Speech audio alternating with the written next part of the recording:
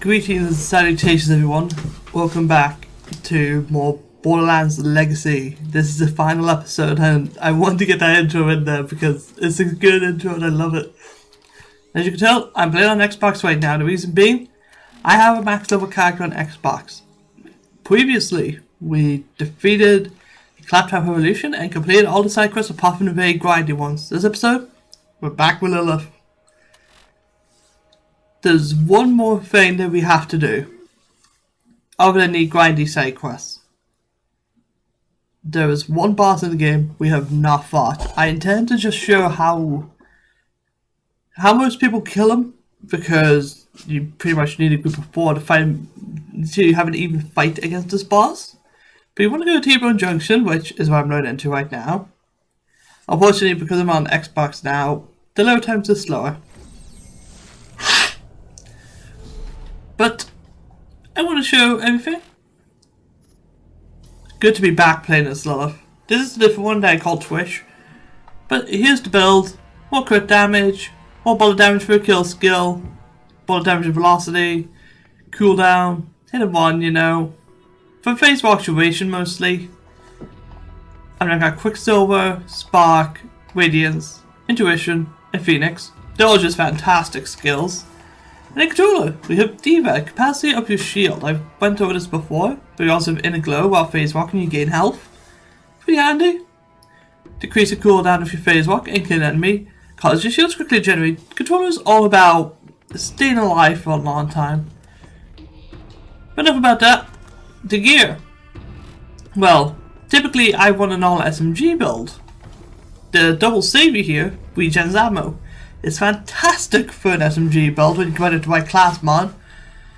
But the reason I have a Skull Masher is because it's near for the boss fight, and I have this class mod because it's also near for the boss fight. But I usually want I usually want this. Basically it gives me 43% SMG ammo regen. It is fantastic for thing. It's fantastic for Lil. She's able to run around. But I have to. Oh yeah, this is the sniper I was talking about in the previous episode. It is such a rare weapon. I'll show you guys how I got it once we fight the boss. And of course, the side quests I have are different on Xbox. As you can see, the game looks a bit different. Now there might be stutter, although I don't think there is. It's just fine. It's just slow load times, but that's okay. But I'm not going to waste your guys' time. I'm gonna I'm gonna drive straight towards the boss. And yeah, honestly, I don't know what else I could say. Other than, I honestly am so glad I did this series to begin with. It's been a long road. We've defeated the Destroyer, liberated a zombie village, raided the secret armory, which is straight ahead of us. Whee!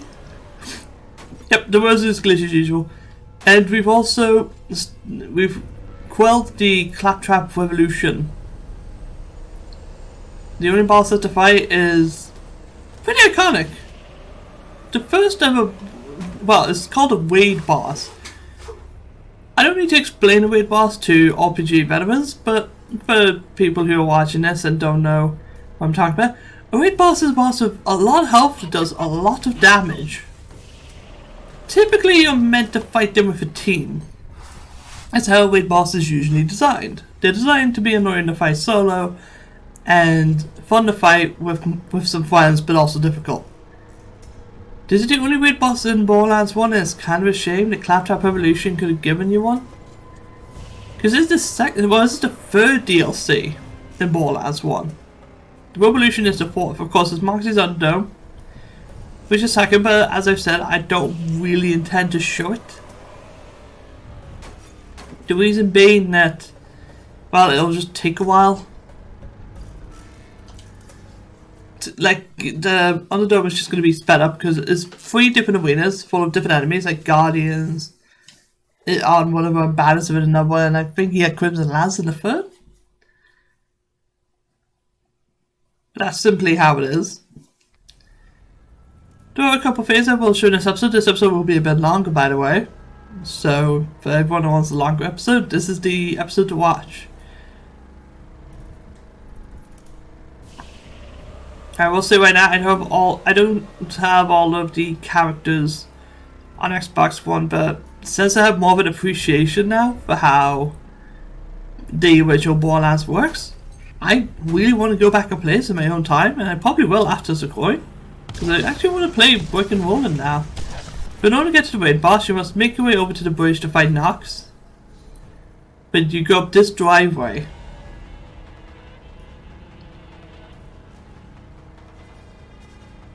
And once you're at the top, continue straight, and there's a secret area to your left. As you can see, there was a fast travel. And we have some tremors. Now this boss, I'm not an expert in killing. I was able to kill him twice yesterday. I want to give credit to good friend Basarichi for telling me how to actually tackle this fight. Because without his advice, I probably wouldn't even be showing this, I probably wouldn't be doing this episode myself. I'd probably just ask him for clips of him killing the boss. But that's the main boss, known as Quamwax. He's very, very difficult, but you know, we'll see what happens. Now, usually Lilith and Mordecai are the people who do this with. Most people play Lilith because it'll be a lot easier to avoid damage in this fight. With Phase Walk, obviously. And of course, whoever you're playing as, it's best to get a ton of sniper rifle damage.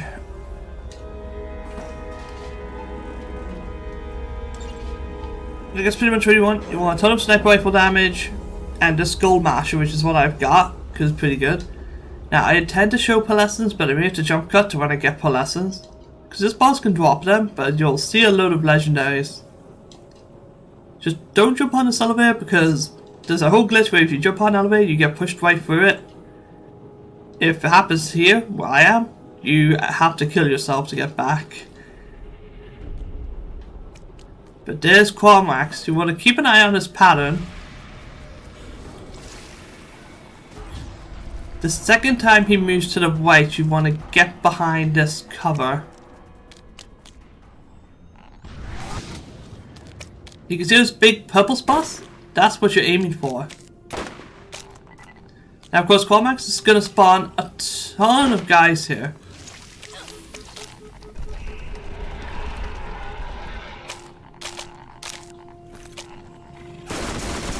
Now any enemies Quamwax spawns, you want to shoot with electric damage. I'm dead. Yep. As you can tell, I'm not an expert at that fight. But you want to use that ledge I was at as a glitch. Is it fair to fight a boss with a glitch? No. But is it fair that the boss has about 80 different enemies protecting it? No. I want to show this fight multiplayer, but I don't think I will. Because this is typically the recommended strategy. You want to shoot the big purple spots on Quamwax to do huge damage. And the enemies Quamwax spawns are all crabs and stuff like that, so they're weak to electric damage. I don't think I've ever stated, but they are weak to electric damage. So remember that, and always have an electric weapon with you. I've got my Malawan SMG, I believe it's called a Stinner. Yeah, lightning Stinner. Of course, Double Anarchy is always good. I don't actually have one on Xbox, I don't think. I have to get one. So it'll always be useful. But hopefully we can do this fight. But Quamwax is a farm known for getting you pearlescence. But as you can see, Quamwax went to his right, then left, then right. Second time he goes to his left, you want to go into phase walk and get over here.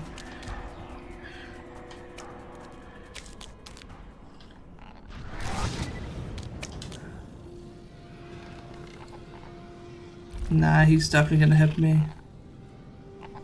Oh, there you go.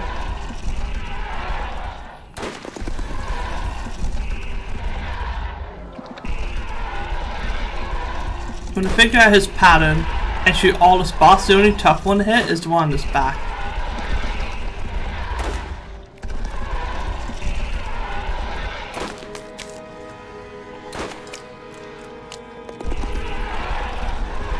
Unfortunately, I might not even be able to kill him because of the spot on his back being a bit of a doozy.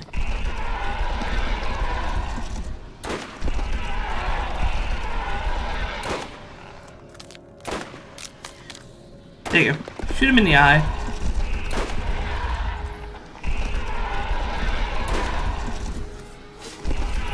But yeah, when I get Cormac stuck in that sort of animation and shoot off his arms basically.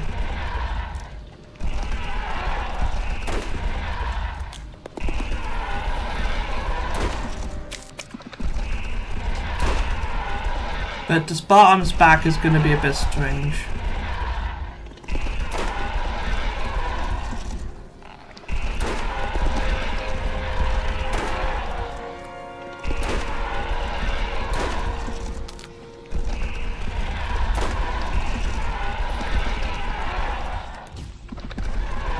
I'm hoping Cormax will just sort of turn or something.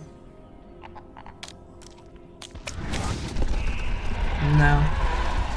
There isn't an easy way to hit his back. This might be another failed fight.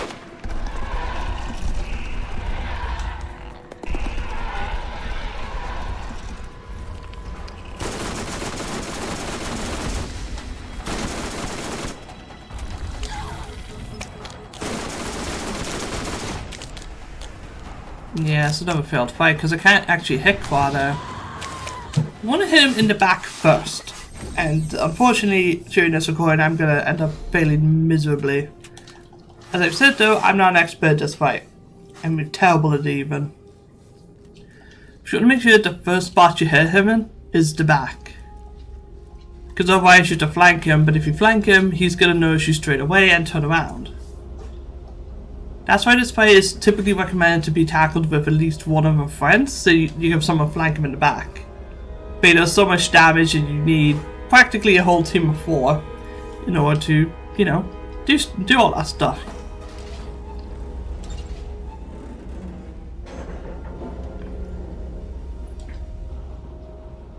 Oh, do not jump on the elevator. I need to remember that. I keep jumping on instinct, thinking that would help me with Fane. As I've said, I've only killed this guy twice. There is another way to get Palessus in this game, and I will be showing that. There's a whole ton of Palessus weapons, but I recommend just search on Borderlands 1 Palessus. There's a whole video by people just showing the weapons.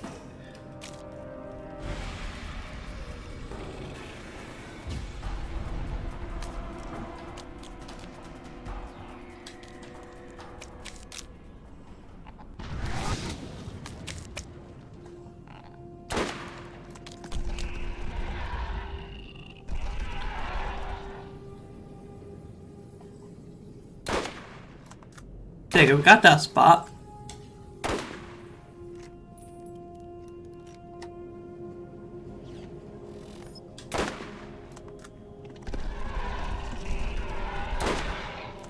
Oh, he's moving again. No. You shouldn't be allowed to move.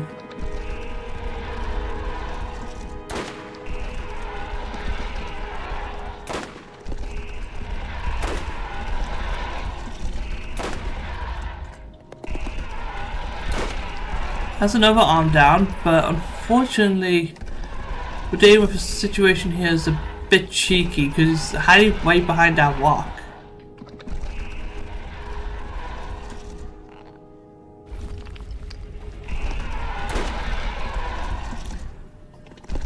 Yeah, this is the iconic raid boss, you know, the first of its kind. But as you can see there, at the top, my weapon proficiency has increased immensely. Cormax is a good XP farm, that is for sure, but I don't recommend XP farming him unless you have someone that's perfect at killing him. And even then, you can probably have someone that just kills guardians and it'd be a bit quicker. As you can see, we got a whole ton of weapons, the Gearbox Silent Knight, which is quite good. Well, decent enough. You got a mugshot from Gearbox. You also have a whole bunch of Gearbox weapons. They're weapons you can start the game with if you have Game of the Year. So if just wondering what, you can use it. Now I can't choose any of the artifacts because my elements are at max level. But he also drops the crux, which you've seen plenty of time, we know what it is. but unfortunately we did not get a pearlescent. So I'm going to fight Cormax again off screen and edit until I get a pearlescent, so I'll be right back. Okay. We're back. I haven't gotten a pearlescent. I've killed Qua a couple times. By the way, he's usually referred to as Qua. But I'm going to show the way I personally like to farm faint pearlescents. So there's another way to do it. As you can see, I still have the story mission. So let me just change my build actually. There's many different ways you can farm pearls in this. Cormax is the first way. The second way is that I referred to these chests before. I will show them. They're the sort of white and red ones. The Crimson Lands chests can have a legendary in them. I believe red chests in this particular DLC can as well, so I'm going to meet you guys back at General Knox. Because there's a glitch to get into the loot room and I want to showcase it, which I will. So I'll see you guys then. Okay, back at Knox. I want to show the Knox fight because why not? Although I'm not really spec for it. My Ghost SMG isn't amazing, but it'll do. Of course, I'm gonna just buy whatever I need. There is a glitch. I was gonna say I don't endorse glitches, but I used them against Qua in this video. This is a glitch that's been in the original game, and apparently it still works. We'll find out. But it's how I like to farm pearlescents in this game, because it's a lot quicker. Well, not quicker, but it's safer. Because sometimes Cormax will just decide not to get hit by it.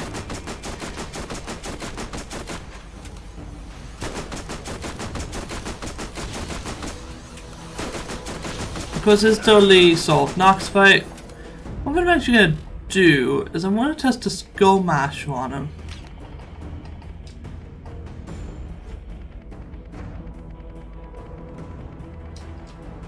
And apparently I have a green ready weapon for some reason. I saw that game.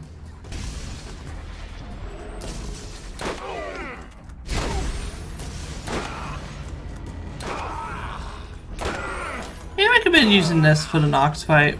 Just a sort of sniper build with Skull Masher. You can see the chunks disappearing. My course for SMG is not that good.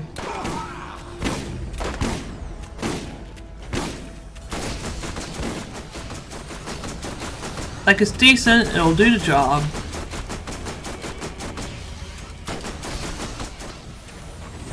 Now this is on playthrough 2. Playthrough 2, enemies will regen health if you don't hit them.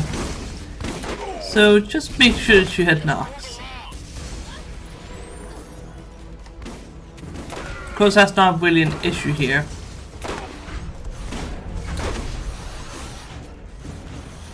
The fight, I still recommend the same old tips. I think he chases after you.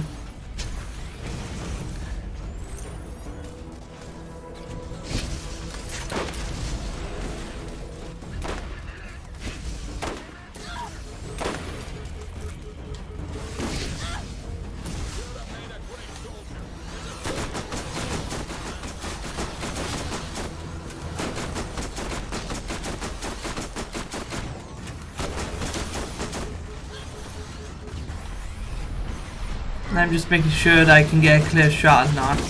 Playthrough 2 enemies will be tougher.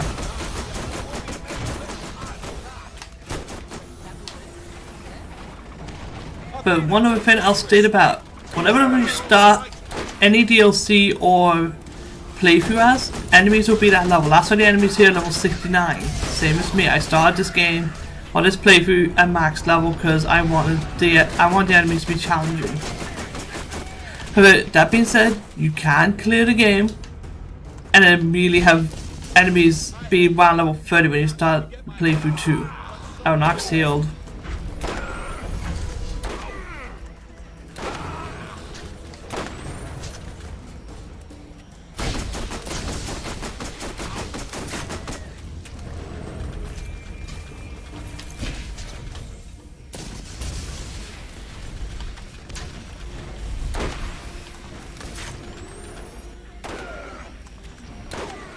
getting healed again.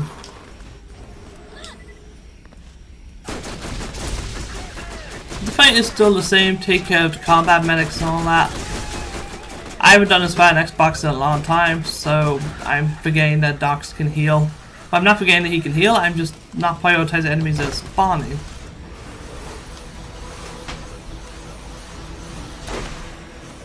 Now of course Nox is a boss that you have to hit the crit spawn on. Give me that turret. No healing Nox.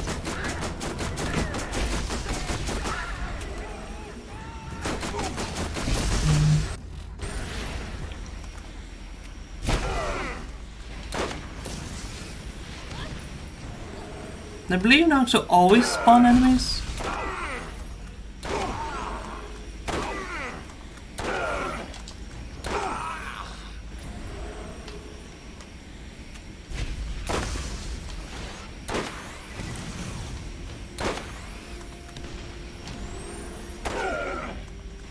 Although there may be a cat.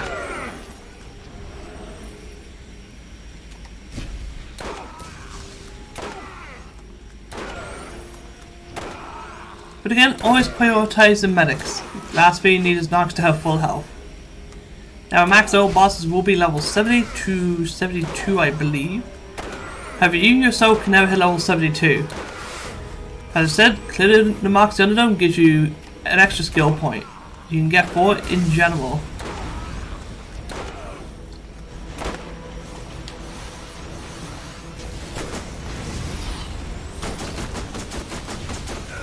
There you go. Nox is dead. Just take care of the badass Devastator because last thing we need to deal with him. I'm probably only going to show this glitch once, but if you want to farm pearlescent weapons, this is my personal recommendation. I'd rather fight Nox in quad basically, because I'm not perfect at fighting quad. There is a perfect way to fight him.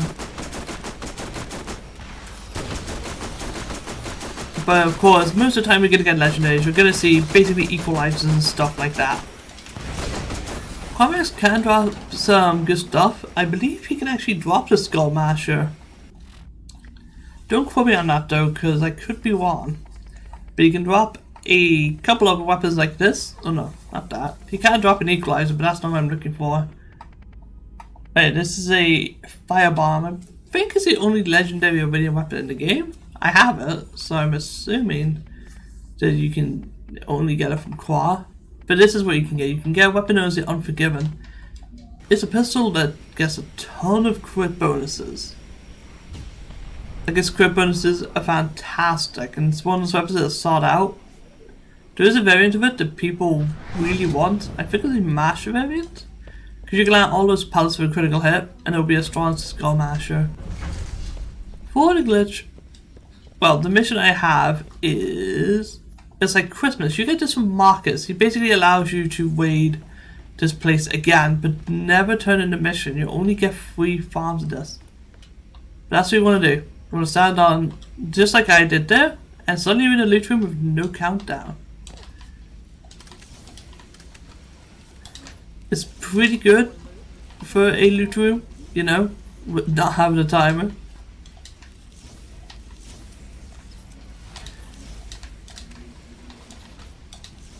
But this will let me to showcase some stuff that, you know, I didn't get to showcase before. Like there was some parts of this area I couldn't explore. But if you really want legendaries, this is a good place to do it. Personally, I recommend Tartarus Station. If you get that whole loot room at the end of it, you can just refarm that. And that's how I got the Skull Masher. I checked the gun vendors and opened all the chests in that room. And that's where you get them most of the time. I want to showcase this now. Oh, you want to use this button. As you can see, wherever you end up in front of, you can just open. I never got to show this because you rarely have time to. You could head basically in every direction. Up, down, left, right, and there's a 9x9 grid of a whole ton of stuff. But these just here, they can have pearlescence, but I don't have any yet, so I may have to come back just to get another one.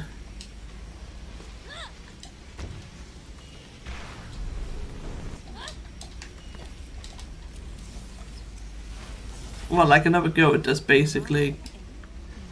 Pearlescence well, they're the worst of the rare. There are good pearlescence, but there are also bad ones, but there's something to hunt for. So if you're ever doing a Borderlands 1 and need something to do, hunting pearlescence is pretty much the best option. Another equalizer, jeez. You'll know when you get a pearlescence because it will have a bright blue beam.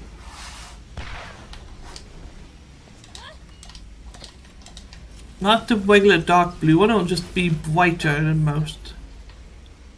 Steel bumper, 11 SMG. Of course I'm going to show this loot in its entirety. But pearlescence can spawn in this sword chest equips the last one. Got a Hellfire, a Vengeance. I don't think I have a Vengeance, but I'm not really after one. This is also a good place to get a double anarchy if you want one. I probably will farm one on this Lilith because I usually want 3 different elements of SMGs. But this one's quite, but like it's good to just have a double anarchy just in case you ever need it.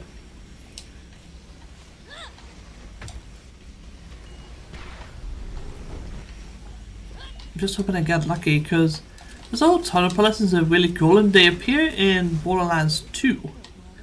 Which I quite like. They're very good in Borderlands 2. Ooh, a wildcat. I don't think I have a wildcat.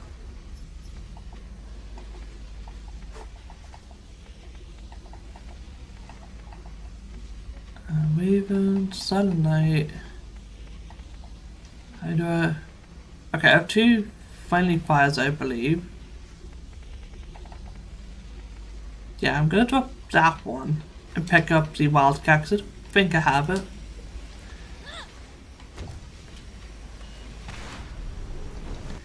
And this is the last of the grid. Look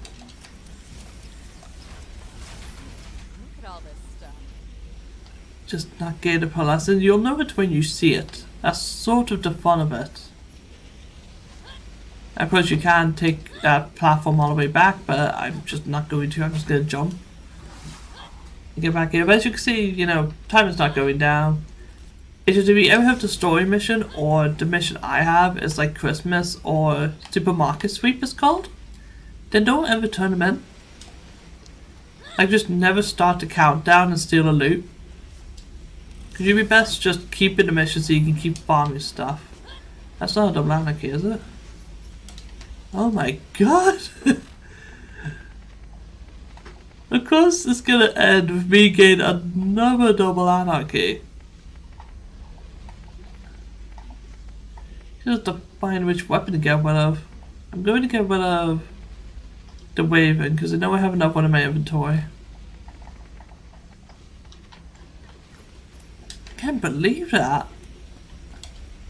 Throughout this entire game I'm getting double anarchies without even trying. I've got one as every character.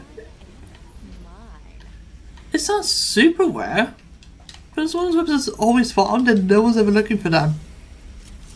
Yeah, I don't even have to try to look for them and I get about, what, 7 altogether? Not that I'm complaining. I have a double anarchy for this love now, so she's gonna kick some butt. And the red chest, I don't think they get pearlescence in them. It's pretty much a Crimson Lance chest. I might get some footage for this video, but pearlescence are good to farm for. They're always something you seek. So I guess I'll talk about some other stuff. First of all, in a multiplayer game, if you melee another person, they melee you back, it starts a duel. Basically 2 players fight each other to see who's stronger. However, dueling in Borderlands is never entirely balanced. Usually whoever lands the first shot wins. Hence why I haven't done any multiplayer episodes, because there's really no point. The duel would be over in basically a second. Now, I was introduced in this game, but in future Borderlands games, there is a trade option. You can trade loot you have with other people. Basically a little menu, it makes it so you don't have to drop anything. Because if you drop an item, someone could just pick it up and you suddenly don't get that. You know, you lose all that loot. Yeah, I'm not getting a palace by the looks of it. Unless there's like another one, like another Crimson Last chest somewhere. Next up, I guess I could talk about my feelings on this Let's Play in general. Oh, that started to steal loot, but don't worry. I don't think that might actually mess up the mission.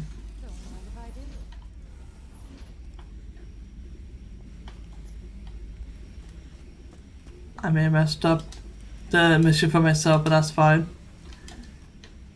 But I'm really glad I Let's Played this game. Now, of course, there's still more stuff to Let's Play after this. Oh yeah, this is a part of it I never shown. But I am going to say right now, I do intend to play Borderlands, the rest of the Borderlands games. I'm going to play them in chronological order, I think. It's a bit tricky to figure out what order I'm going to play them in, but 2 will be next, but of course I'm going to take a break. Like, I know when I have to finish this Let's Play, then immediately start Borderlands 2, so after this it's going to be a hiatus, but I will come back to Borderlands. We'll be playing 2 at some point.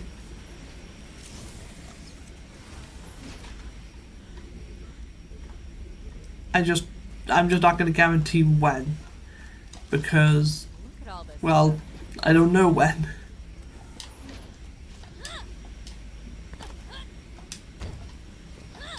But the next Borderlands game I play will be 2. That's a little drop down place you can go to get to the bottom floor.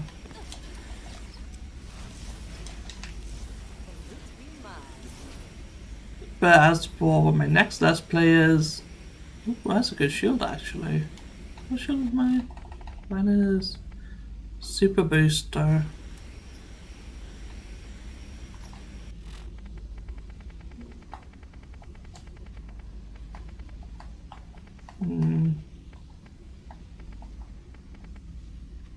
I can drop that. That was the sniper I was using before, but that's a pretty good one. But as for what my next Let's Play is, well, I know what it is, I just don't know how to describe it. Bit of a strategy game, I guess you can call it. Or I guess tower defense.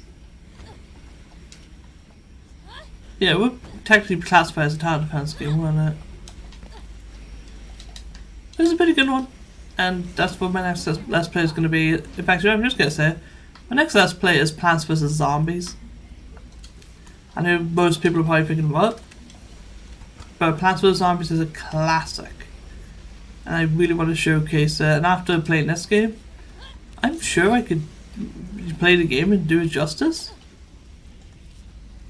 After that, well, there'll be another Let's Play, obviously. I'm not going to guarantee anything, but I'm probably not going to play Plants vs. Zombies until I finish Legends Arceus, because I will be live streaming that. Twitch.tv/ProfGuild996. I thought that was a pearl for a second. We're not going to get a pearl by the looks of it. It's going to require perfect luck. But there's a whole ton of pearls. They're all different. But of course, my next Let's Play will be Plants vs. Zombies. Don't know when I'm going to record it, because by this point I've just uploaded episode 4. So I can't guarantee anything.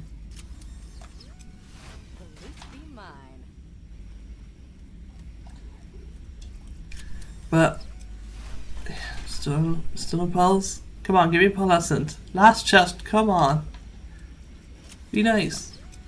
Nope, 2 minions. Well, pearls are pretty rare. They're just incredibly rare, but I guess what I'll do now is exit. But I hope you guys all enjoyed this Borderlands 1 Let's Play.